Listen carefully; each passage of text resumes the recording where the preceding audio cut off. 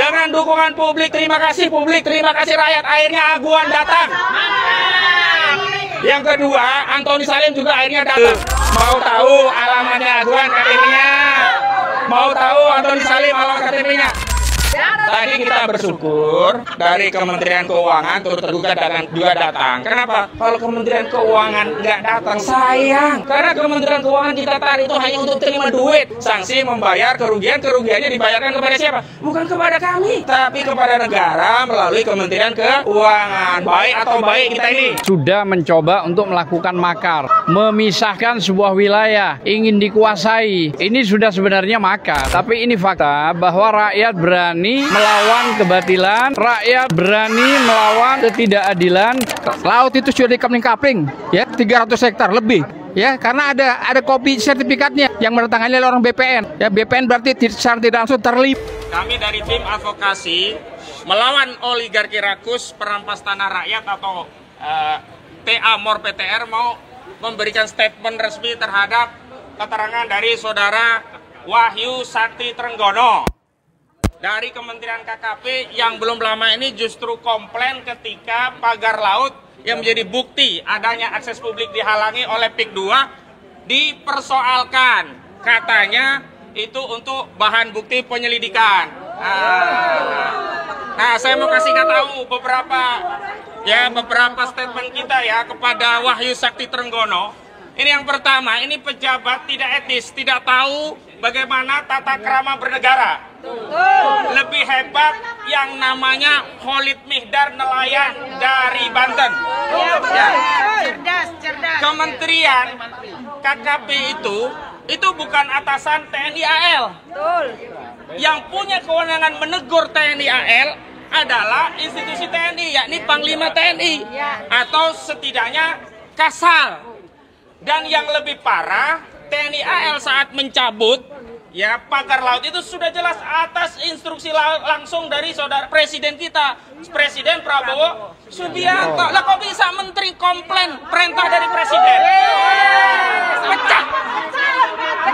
Jadi menurut kami ini menteri nggak tahu etika, nggak tahu hukum, pecat saja.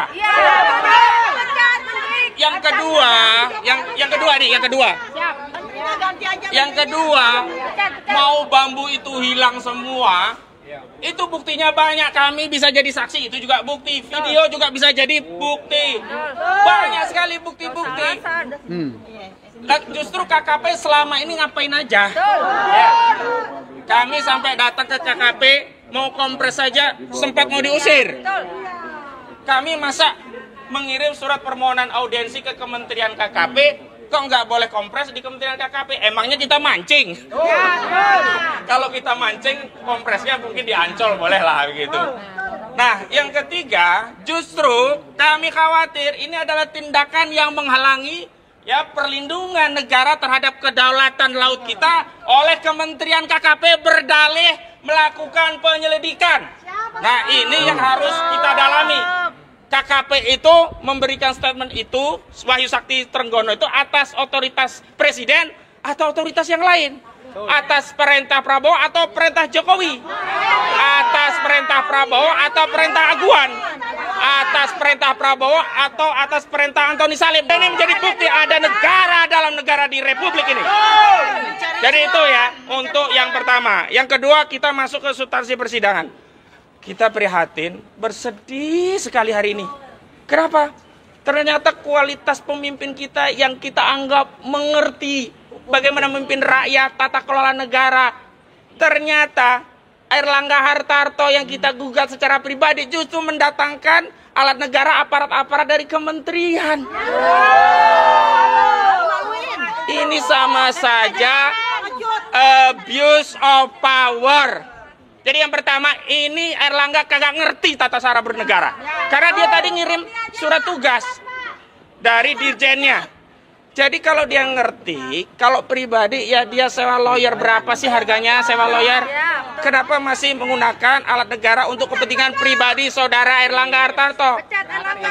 Nah, kalau mau tahu bukti korupsi, ini salah satu indikasi bukti korupsi, menyalahgunakan kekuasaan untuk kepentingan pribadi. Karena Orang-orang yang dari kementerian tadi dibayar oleh pajak siapa? Pajak kita, rakyat.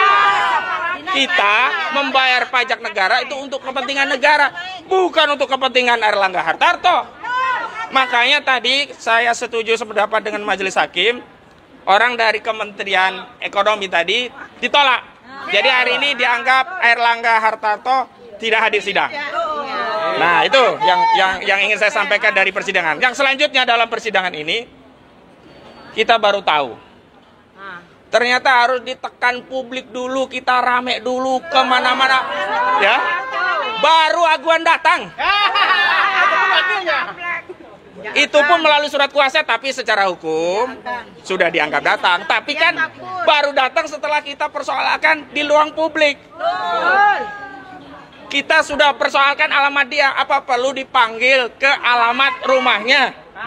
Ternyata panggilan lewat Agung Sedayu pun hari ini sampai begitu loh. Loh, ini kuasa hukumnya sendiri tadi yang intercept. Saya tadi tersinggung kuasa hukum. Membawa narasi opini di luar untuk fakta persidangan. Kalau mau beropini di luar silahkan, persidangan kita hargai, steril dari opini.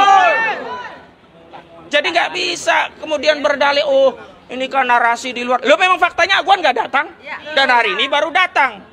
Jadi siapapun baru kita sadari di negeri ini untuk memperoleh kepatuhan hukum itu tidak bisa sukarela, harus dipaksa. Betul apa betul? Dan karena kita nggak punya kewenangan, paksaan kita ya hanya membuat opini, dukungan publik. Dan hari ini dengan dukungan publik, terima kasih rakyat, akhirnya Aguan datang. Yang kedua, Antoni Salim juga akhirnya datang walaupun dengan kuasanya juga. Dan tadi kita tahu, oh alamat KTP-nya di situ. Mau tahu alamatnya Aguan KTP-nya? Mau tahu Antoni Salim alamat KTP-nya? Tadi kami sudah catat. Jadi sebenarnya di mana alamatnya? Ah, mau tahu aja.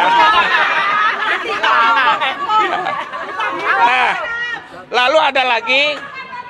Tadi kita bersyukur dari Kementerian Keuangan turut tergugat juga datang. Kenapa? Kalau Kementerian Keuangan nggak datang, sayang. Kenapa? Karena Kementerian Keuangan kita tarik itu hanya untuk terima duit. Iya kan? Kita minta gugat perbuatan melawan hukum, dihukum, sanksi, membayar kerugiannya dibayarkan kepada siapa? Bukan kepada kami. Bukan kepada penggugat, bukan pada prinsipal, tapi kepada negara melalui Kementerian Keuangan. Baik atau baik kita ini? Baik sekali begitu. Dan saya ingin tegaskan kepada seluruh rakyat Indonesia, ini adalah gugatan seluruh rakyat. Memang di dalamnya ada FPPI ya, Forum M, ya, ada FTA, ada Bang Edi Mulyadi ya, senior kita, ada Bung Rizal Fadila, penulis yang kita bangun pagi begitu buka mata, yang dibuka HP di grup WA yang muncul tulisan oleh Rizal Fadila. Nah itu kondang banget itu orangnya. Mana orangnya? Oh ya. Ada Pak Sudung. Nah, jadi Bang Herman Kadir juga hadir dan yang lain hadir, nanti bisa menyampaikan. Intinya kita belum sampai ke tahap mediasi. Karena satu, Airlangga dianggap tetap tidak datang karena yang diutus dari kementerian, bukan kuasa hukum secara pribadi. Maka majelis hakim menunda. Berapa tundanya? Seminggu atau 2 minggu? 2 minggu, tanggal 3 Februari 2025. Kenapa? Karena tanggal 7 besok, itu 27 itu tanggal merah begitu. Tapi gak apa-apa, kita terus ya siap terus hadir ya. Siap terus berjuang ya. Baik, cukup dari saya. Selanjutnya dari yang lainnya. Yang pertama maju aja. Assalamualaikum warahmatullahi wabarakatuh. Waalaikumsalam warahmatullahi wabarakatuh. Kita harus bersyukur, alhamdulillah, karena dengan terungkapnya kasus ini, akhirnya kita semakin jelas terlihat siapakah pengkhianat Bangsa ya. Terlihat sudah. Iya. Kemudian apalagi kita tadi baru aja pengacara kita bilang kalau laut itu sudah ada hak guna bangun. Aduh pinternya. Padahal sesuai Menteri dengan zaman now. Undang-Undang Nomor 33, laut, bumi, gunung dan beserta isinya itu adalah punya Ya, rakyat Indonesia ya. Jadi memang benar untuk mengenai sertifikat laut itu harus kita kawal lagi, Mama. Terus Semangat. Jangan kita diamkan. karena kedaulatan dari negara Indonesia itu sudah terancam. Dan sekali lagi, kita akan hafali siapa-siapa aja yang hari ini datang dan pro kepada mereka. Itulah mereka yang sudah menelan cuan dari darah saudara mereka sendiri. Iya. Dengan begitu, kita semangat. Semangat. Siapa kita?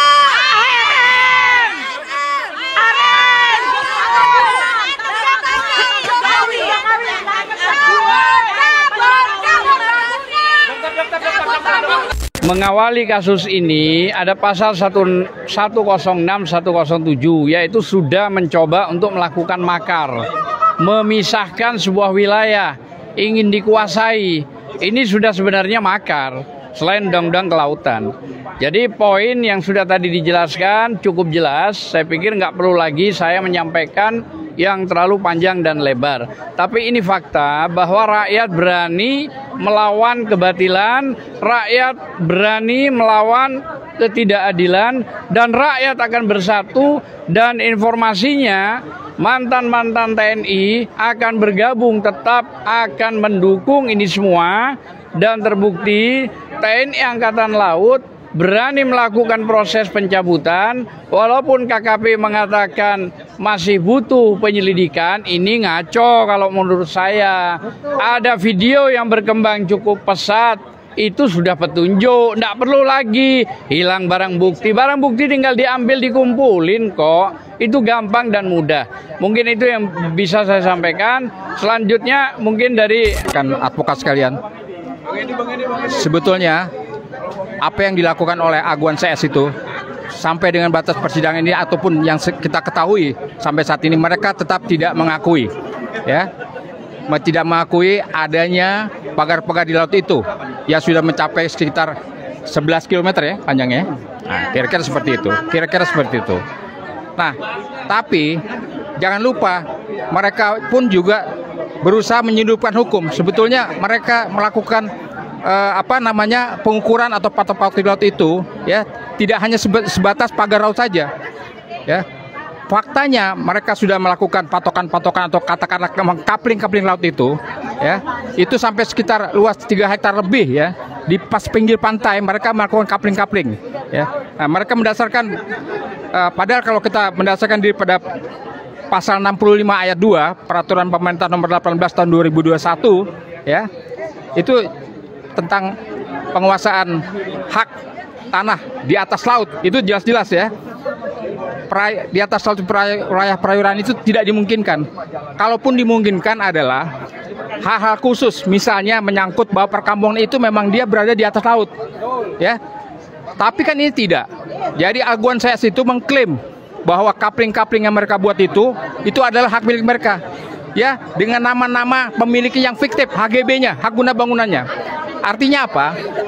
Kalau ini akan terjadi seterusnya, kemudian diproses lebih lanjut, berarti Aguan CS itu akan menguasai lahan-lahan di atas laut itu, di mana nanti dia akan diuruk. Setelah diuruk dia menjadi lahan, dan itu sudah disiapkan dari 2 tahun yang lalu, sertifikat itu, begitu, ya. Jadi kemudian kalau setelah itu diuruk kemudian menjadi lahan, mereka tinggal mengklaim saja. Dan itu nama-nama itu adalah nama-nama fiktif, ya, nama-nama bikinan saja dari langit. Oleh karenanya perbuatan Aguan itu yang pertama tidak mengakui pagar laut, jelas-jelas, ya. Di persidangan hari ini kita akan persoalkan itu. Yang kedua, laut itu sudah dikapling-kapling, ya, lebih dari 3 hektar lebih itu, ya, di pinggir pantai itu kapling-kapling itu. 300 hektar lebih. Bayangkan saja, itu ada sertifikatnya, ya. Jadi benar-benar negara ini akan dipunjudangi, dan BPN tahu itu, ya, karena ada kopi sertifikatnya yang menandatangani oleh orang BPN. Ya, BPN berarti secara tidak langsung terlibat, gitu, ya. Jadi jelas-jelas ini ada laut yang akan dimiliki oleh pihak mereka. Ini jelas, ini nanti akan menjadi persoalan sendiri dan berikutnya akan menjadi bagian dari gugatan kita. Terima kasih. Sementara adalah itu.